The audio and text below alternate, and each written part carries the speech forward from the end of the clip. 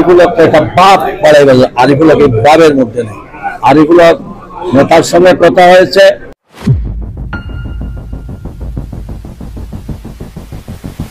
আমি আমার দলের প্রধান কার্যালয়ে গিয়েছি। আমার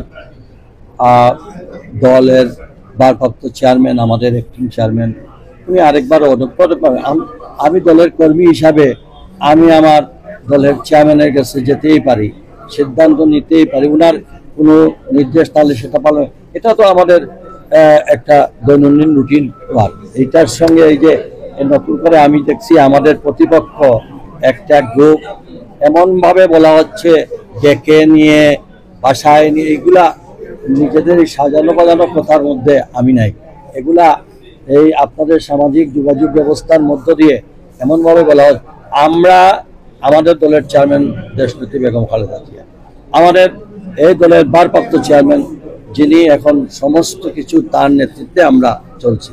কাজেই আমাদের দলের ভারপ্রাপ্ত চেয়ারম্যান যে সিদ্ধান্ত দিচ্ছেন দলের চেয়ারম্যান অনুমোদিত সেটাই, এবং আমরা সবসময় ওইখানে ডেকে নিয়ে এগুলা কিন্তু বলে হচ্ছে কি, এগুলা একটা মানে রং মেসেজ একটা দেওয়া, এবং এটা বলার অর্থ হলো যে আরিফুল হক একটা বাপ বাড়াই গেল, আরিফুল হক এই বাবের মধ্যে নেই। আরিফুল হক নেতার সঙ্গে কথা হয়েছে, দলের চেয়ারম্যান ভারতের চেয়ারম্যান সিদ্ধান্ত দিয়েছেন, আমি সেটা এমপি হব। এই আল্লাহর ওয়াস্তে এইসব যে ঘোষণা এইটা আমি অনেক কিছু আমি অবাক হয়ে গেছি।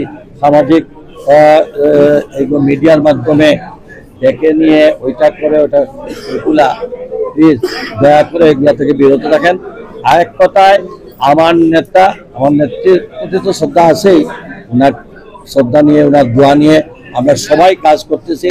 আমি আমার দলের ভারপ্রাপ্ত চেয়ারম্যানের সঙ্গে আমার কথা হয়েছে, তিনি আমাকে আগেও দিয়েছিলেন, এখন আমাকে পরিষ্কার করে সিদ্ধান্ত, আমি তার কথা মতোই আমি সেখানে কাজ